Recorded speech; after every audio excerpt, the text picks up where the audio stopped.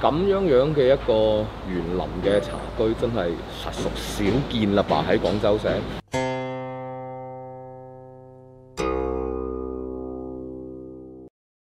可以喺一個大家都意想唔到嘅市中心嘅百年嘅洋房，你就算你企喺個牆外邊，你都估唔到入邊係嗰短短嘅個零兩個鐘頭嘅嗰種嘅生活方式、生活狀態，又似乎係都市人好罕見嘅一種存在。其實活生生園林佢唔在大細，呢度實際上做景面積只有15平方，佢已經足以令到你彷彿可以穿越去山林入邊咁樣。一見到呢啲咁樣嘅小洋咧，就知道咗我哋嚟到咗可能係全廣州逼格最高嘅地方——東山口。冇錯，從清末民初嗰陣時開始咧，呢度就已經好大官貴人住嘅地方。所謂東山少爺咧，咁就喺呢邊噶啦。我今日去嘅呢間鋪頭咧，整定咗我係食唔得個飽嘅，因為我哋係去飲茶啊。正確啲嚟講係品茗啊。好啊，要除鞋啊，係嘛？係。好嘅。我飲開綠茶嘅説話，你推薦我飲咩？你食早餐未？食咗。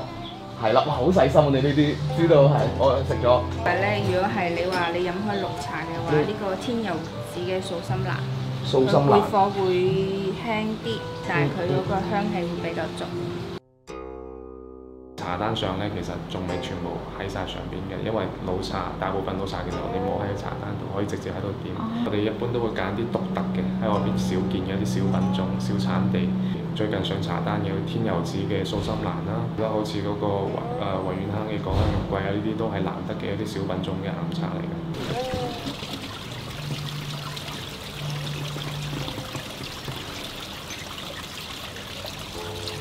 那像第一道茶，它的茶叶還沒有完全舒展開，所以呢，我會稍微停留一下。那如果等一下你們自己沖泡的時候呢，就不要等，不要浸泡，就是注完水就出湯。出湯的時候呢，慢慢的傾斜，不要一下子垂直。你聞到，可能向我呢邊。有。那因為會延茶。然後，所以我們準備是小杯子。小杯子的話，對聞這個香氣啊，包括品這個茶湯的味道，還蠻適合的。我應該怎麼去？不用，你就像你平時就小心燙哈。雖然我說不出什麼道道來，因為這個完全是超出我的專業範疇了，不懂。但是如您所說，舒服。而且您這個地方有一個好處，就是說，其實整個環境、整個氛圍它出來了。就可能這泡茶在我那個狗窩、我的家裏面，在我那個小房間裏面喝的話，可能就是解渴，一泡茶。但是來到您這兒有個最大的好處，就是說你整個環境跟茶的那種意境很像。所以我一直有一個理論，就是說吃飯環境很重要。對，其實園林就係一個最貼近大自然嘅一個人造嘅一個棲居環境，所以如果一個活生生嘅園林，佢可以俾到你去到一個風光秀美嘅大自然懷抱，其實係一樣嘅效果，你會覺得好舒服，發自內心好舒服，可以願意喺度逗留。其實係你嘅精神同埋靈魂呢啲非物質嘅層面受到呢啲生氣蓬勃嘅大自然所滋養。你講到呢度，我理解你講嘅生命力。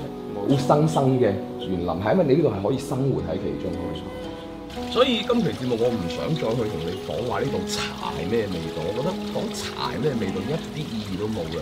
個重點係呢度俾我一個咩味道，一路講緊出邊就已經係馬路邊啦，對面嘅樓盤啦。東山口雖然話唔係一個特別嘈嘅地方，但係出邊就好繁囂嘅。但係偏偏呢一個院落仔嘅説話。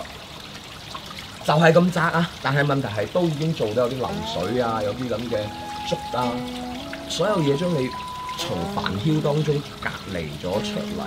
呢一種感覺，再加埋我哋嗰位潮汕姐姐、潮汕小姐姐，好細緻、好優雅地為我哋炮製一杯茶，所有嘢都變咗係一個更多嘅係一種狀態，係一種心境，係一種精神層嘅東西。呢杯茶係點樣樣？第一我唔識，第二我覺得冇必要講俾你聽，因為你睇到嘅呢啲，感受到嘅呢啲，我覺得係緊要過呢杯茶嘅味道。所以你門口嗰張紙嗰句説話係點晒題嘅咧？其實時間能靜坐，何必在山林係我做呢個空間之前，希望佢可以達到落成之後可以表達出嚟嘅效果。非常能夠，完全係 match 得好犀利呢樣嘢。多謝。呢個壺嘅售價係1650蚊嘅。我見到背脊佢有寫。大部分是老的器物，我們這裡是以老的器物和老茶為主。呢張台度咩係舊㗎？像這個壺啊，80、90年代的。哇！然後這個也差不多，但這個是日本的茶托。你同一款茶，你用一模一樣嘅茶，同一個壺出嚟，你喺唔同嘅容器入邊飲，係真係會好差好遠嘅。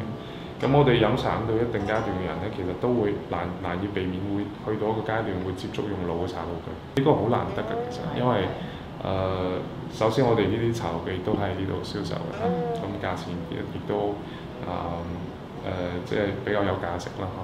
咁一般嘅茶空間茶館佢好難可以俾到咁樣嘅茶道具俾客人。咁咧茶內咧嗰度有啲掛，咁開始有啲茶點啦。咁啊茶點咧係包埋喺成個費用當中嘅。當季嘅水果，一路講緊話呢一間嘅茶居，佢真正我覺得佢賣緊嘅唔係茶啦，係一個環境、一個氛圍，最終形成咗對人內心嘅影響。而為咗營造呢一種嘅氛圍，其實佢有好多細節位都做得好好嘅。譬如講呢個園林啦，好舒服啊，睇上去好放鬆啊。譬如講聽唔聽到？輕輕有啲輕音樂嘅聲音啦，再加埋佢點呢個蚊香，或者有蚊，但係佢呢個蚊香，我覺得更多嘅起到呢個檀香嘅作用，聞起身亦都令到人成個人好舒服嘅。所以我想講嘅係其實呢間茶居細細間，但係佢會無論係你嘅味覺啦、你嘅嗅覺啦、你嘅視覺啦、你嘅聽覺啦，都俾到一種嘅享受俾你。所以我而家再講話呢200幾蚊、300蚊，唔係買呢杯茶嘅價錢，係買緊呢一個氛圍同埋空間，呢個係好正。呢度其實除咗話啱嗰啲，真係識飲茶、中意飲茶嘅人適合過嚟啊！有啲咩老茶嗰啲啊，呢個嘢我唔識嘅嚇，咁樣開過嚟試下嘅。咁當然仲識另外一類人就係話，喂，其實你係都想學似我咁樣，真係放一放空自己嘅説話咧，呢度係幾好嘅。喂，真係坐低靜靜地發下吽哣，擺低部手機，呢個係重點，亦都喺我哋日常係好少見嘅場景，稍為清一清空個腦袋，呢種感覺幾好。最後聲你記住，姚大秋係大食晒全世界嘅人。